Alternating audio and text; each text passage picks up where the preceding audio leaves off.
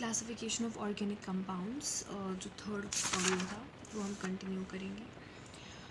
तो हमारे पास जो ऑर्गेनिक कंपाउंड्स होते हैं उसमें होते हैं एलिसाइक्लिक और साइक्लिक। जो एलिसाइक्लिक होते हैं वो ओपन चेन कंपाउंड्स होते हैं और उनको हम एलिफैटिक भी बोलते हैं। फिर आते हैं हमारे पास साइक्लिक या क्लोज चेन कंपाउंड्स। एलिसाइक्लिक जो होते हैं वो कंपाउंड्स होते हैं, इनको हम एलिफैटिक बोलते हैं एंड कंसिस्ट ऑफ स्ट्रेट और ब्रांच चेन कंपाउंड्स। या तो स्ट्रेट होते हैं या ब्रांच चेन कंपाउंड्स होते हैं। Isobutene, acetaldehyde, acetic acid, important है इसकी फॉर्मूलाज। साइक्लिक और क्लोज चेन और रिंग कंपाउंड्स। एलिसाइक्लिक कंपाउंड्स, इसमें कार्बन एटम्स होते हैं in the form of ring, ठीक है। Sometimes atoms other than carbon are also present in the ring. Heterocyclic, tetrahydrofuran given below is an example of the type of compound, जो कि है कौन से कंपाउंड, साइक्लिक या क्लोज चेन या ring compound. Tetrahydrofuran, देखो टेट्राहाइड्रोफ्यूरॉन, टेट्रा मतलब 4 carbons हैं, हाइड्रोजन से ओब्वियसली, और फ्यूरॉन टेप रिंग है, और इसकी स्ट्रक्चर जो है बहुत इंपॉर्टेंट है, ठीक है। आप ये कहीं पर लिख भी सकते हैं टेट्राहाइड्रोफ्यूरॉन का स्ट्रक्चर, ठीक है। जैसे कि मैं स्टिकी नोट पे लिखूंगी, ये मार्क करना ज़रूरी है, टेट्राफ्यूरॉन, ओके। फिर आते हैं एरोमेटिक कंपाउंड्स। ये स्पेशल टाइप ऑफ कंपाउंड्स होते हैं, ठीक है। You will learn about this in unit 13। These include benzene and other related ring compounds. इनमें बेंजीन और बेंजीन के related ring compounds benzenoid compounds होते हैं। Like alicyclic compounds, aromatic compounds में also have hetero atom in a ring.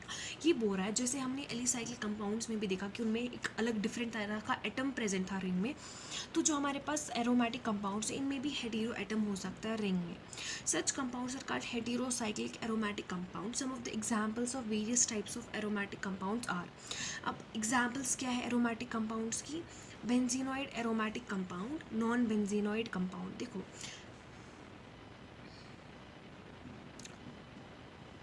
Benzenoid आता है benzene, aniline, naphthalene, and non benzenoid आता है ट्रोपोन।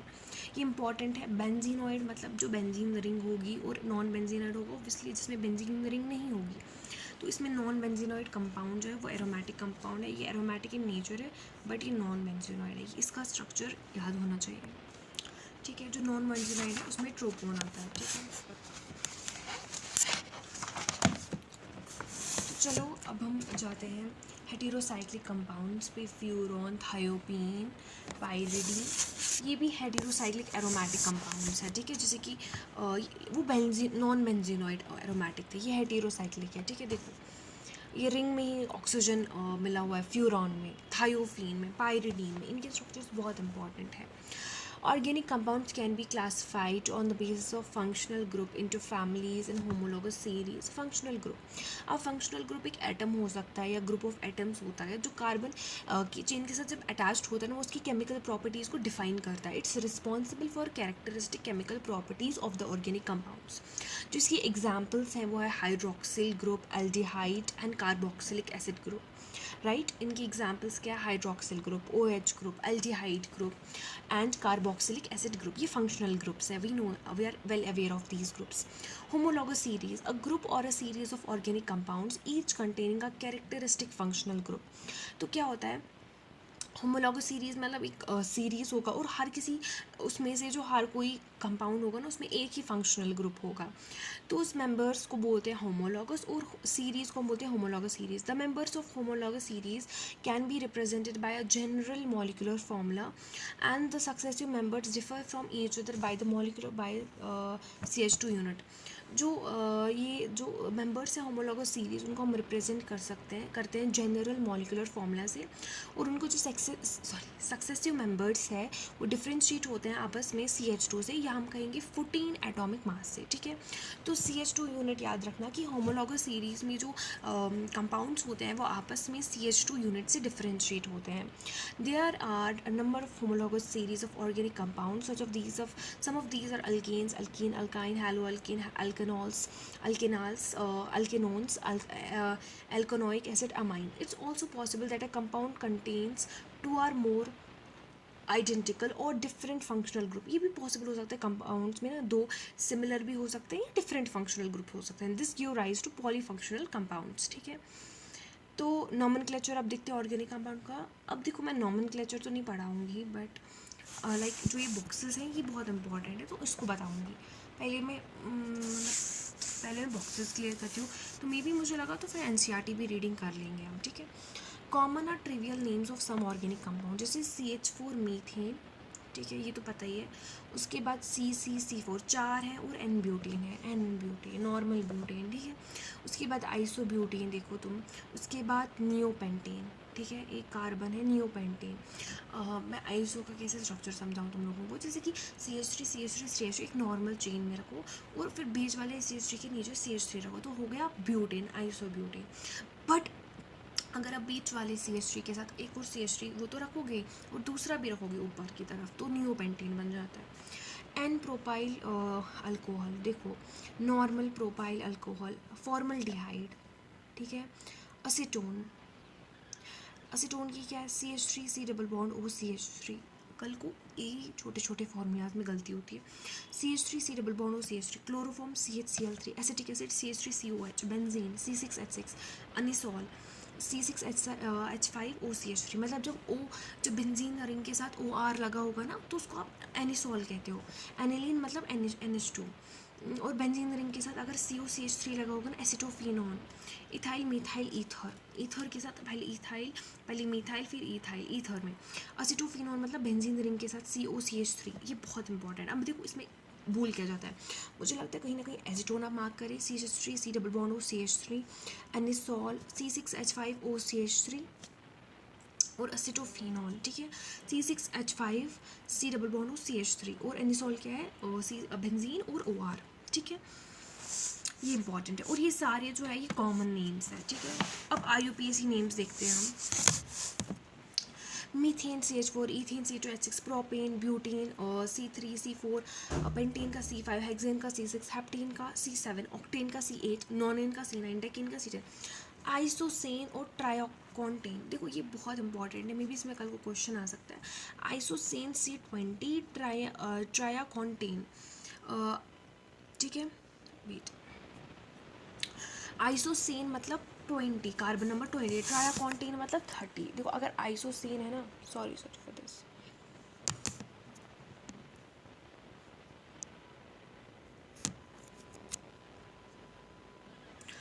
तो अगर आइसोसेन है ना तो C20 है, ठीक है। और अगर ट्रायनकॉन्टेन है ना तो C30 है, इसको मार्क कर देना। उसके बाद molecular formula, name of alkene, methane, ethane, propane, butane, decane. Methyl, अगर अब तुम एक हाइड्रोजन रिमूव कर रहे हो, वो एक सब्स्टिट्यूएंट बन रहा है, तो मिथाइल, इथाइल, प्रोपाइल, ब्यूटाइल, और डेकाइल मतलब 10, ठीक है। और इसमें ये समझा रहा है आइसोप्रोपाइल कैसे बनाना है, secondary butyl, isobutyl, tertiary butyl. देखो नियो और आइसो मैंने तुमको समझा दिया। और अब बात है सेकेंडरी ब्यूटाइल की और टेरिशरी ब्यूटाइल की। तो मतलब फॉर एग्जांपल हम बीच में अगर हम CH3 डालते हैं तो हम उसको बोलते हैं आइसोब्यूटाइल। बट अगर आप बीच में नहीं, अगर आप सेकेंड पे नहीं फर्स्ट पे डाल रहे हो, ठीक है, तो उसको सेकेंडरी बोलते हो। और अगर आप लाइक मैं बता नहीं सकती, इट्स लाइक टू सी। अब देखो ना सेकेंडरी ब्यूटाइल का स्ट्रक्चर कैसा है कि एंड पे CH3 अटैच्ड है, आइसोब्यूटाइल में बीच में CH3 अटैच है। और टेरिशरी का आपको देखना पड़ेगा, आपको इसको नोटबुक पे एक्चुअली में देखना पड़ेगा, क्योंकि मैं वर्ड्स में नहीं बता सकती इसका स्ट्रक्चर कैसा है, ठीक है। अब मैं सोच रही हूँ मैं NCERT पढ़ूँ या नहीं पढ़ूँ। देखो देखो नेमिंग से तो मैं डेफिनेटली नहीं पढ़ूँगी, बिकॉज उसको ना मैं इसे बता नहीं सकती, वो आपको सॉल्व करना पड़ता है। और साइक्लिक कंपाउंड से पढ़ूँगी। होमोलॉगस सीरीज हमारा हो गया, और हमारा क्या पेंडिंग है, लाइक इस पैरा में हमारा क्या पेंडिंग है। हाँ, ये बोल रहा है कि अल्कीन की होमोलॉगस सीरीज़ को हम पैराफिन्स बोलते हैं। ये इंपॉर्टेंट है, क्यों? क्योंकि इनकी एफिनिटी बहुत कम होती है, बहुत लीस्ट रिएक्टिव होते हैं ये लोग, ठीक है। तो ये हमारा हो गया। अब मुझे लगता है मैं नोमेनक्लेचर के नीचे जो पैरा है वो पढ़ के देती हूँ, ताकि मे बी अगर कुछ तो क्वेश्चन है। देखो maximum teachers right now, I know I respect their process, but आजकल ऐसा होता है कि आपको PYQ बेस्ड स्टडीज़ की जाती है, but after NEET 2025 I think that आप हर एक इंडिविजुअल को ना बहुत डीपली पढ़ना चाहिए। मुझे नहीं लगता PYQ बेस्ड पे आजकल कुछ भी हो सकता है, बिकॉज किया था सबने PYQ बेस्ड ही किया था, एंड में पेपर कुछ और ही आया, एंड देयर वाज लाइक, हाँ PYQs make a lot. I mean to say they make a lot, but we can't depend on PY, क्योंकि इसी पैरा में से क्वेश्चन है तो इसको छोड़ना है, सॉरी मतलब इसी पैरा में से क्वेश्चन है तो इसी को करना है, और जिसमें नहीं आया उसको नहीं करना, नहीं हमें सब कुछ करना है, ठीक है। तो हमें सब कुछ करना है। अगर आप सीरीज़ देख रहे हो आपको बहुत फ़ायदा हो रहा है, because I am too student, so definitely हम दोनों मिलकर ही NCERT कवर करें, वैसे इंसान आराम से रिवाइज कर सकता है इसके थ्रू की। चलो मैं पैरा पढ़ती हूँ। 12.5 nomenclature of organic compounds. Organic chemistry deals with millions of compounds. In order to clearly identify them, a systematic method of naming has been developed and it's known as IUPAC. IUPAC की full form क्या, International Union of Pure and Applied Chemistry. In this systematic nomenclature, the names are correlated with the structure such that the reader or a listener can deduce the structure from the name. Before the IUPAC name system of nomenclature, however, organic compounds were assigned names based on their origin or certain properties. For instance, citric acid is named so because it is found in citrus fruits. However, ये बोलता है कि organic compounds को ना name रखा गया था उनके ओरिजिन के बेसिस पे, उनके सर्टेन प्रॉपर्टीज़, तो उसके IUPAC से पहले हम ना उनको ऐसे कॉमन नेम्स देते थे बिकॉज उनकी प्रॉपर्टीज़ वैसी होती थी, ठीक है। जैसे साइट्रस फ्रूट्स में मिलता था, and the acid found in red ant is known as formic acid, और ये लैटिन वर्ड से निकला है from ant is formica, okay. These names are traditional and are considered as trivial or common names. Some common names are followed even today. For example, bulk minister fullerene is common name given to the newly discovered C60 cluster. ये बहुत important line है, बोल रही है bulk minister fullerene एक common name दिया है given to the newly discovered C60 cluster, a form of carbon, nothing its structural similarity to geodesic domes popularized by the famous architect Buckminster Fuller. तो ये बोल रहा है सॉरी नथिंग नहीं, देखो बल्कमिंस्टर फ्यूलेरिन का जो स्ट्रक्चर है it's similar to the geodesic domes popularized by the famous architect. किसने बनाया? बल्कमिंस्टर फ्यूलर. Common names are useful and in many cases indispensable, particularly when the alternative systematic names are lengthy and complicated. Some common names of organic compounds are given. Done? तो हमारा common names completed. इसमें ना एक line है जो मुझे लगता है इंपॉर्टेंट, पढ़ना सारा चाहिए बट ये कुछ वैसा है नहीं कि जिसको पढ़ के हम क्या, हाँ इसके स्ट्रक्चर्स देख के मैं क्वेश्चन सॉल्व करने चाहिए, और ये प्रोसेस है कि आप कैसे नेमिंग करोगे। 12.5 nomenclature of organic compounds having functional group. A functional group as defined earlier is an atom. It's a group of atoms which are bonded together in a unique manner, okay, which is usually the site of chemical reactivity in a organic molecule.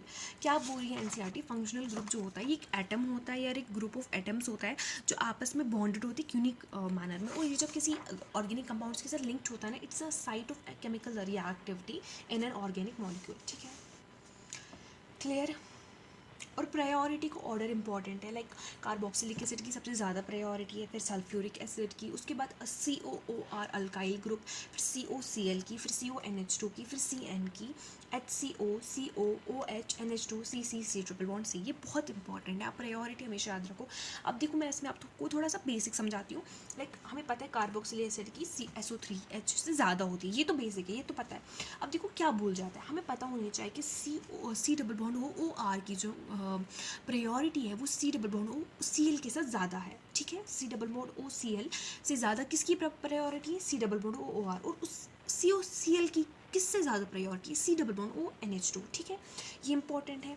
और उसके बाद CN की priority है, फिर HCO, ठीक है, HCO, ठीक है, दैट इज़ अल्डिहाइड। उसके बाद कीटोन, सबसे ये बोल रहा है कि अल्डिहाइड की प्रायोरिटी कीटोन से ज़्यादा। आप समझ रहे हो, इसमें एक लाइन ही लिखी है, एक ये जो छोटे छोटे लिखे हैं words but letters, I mean इसमें लाइन ही लिखी है कि हाँ अल्डिहाइड की प्रायोरिटी कीटोन से ज़्यादा है, अल्कोहल की अमोनिया से ज़्यादा, और अल्कीन की अल्काइन से ज़्यादा प्रायोरिटी, ठीक है। और अल्डिहाइड से भी ज़्यादा किसकी है? नाइट्राइल की, आई मीन सायानाइड की, ठीक है, डन।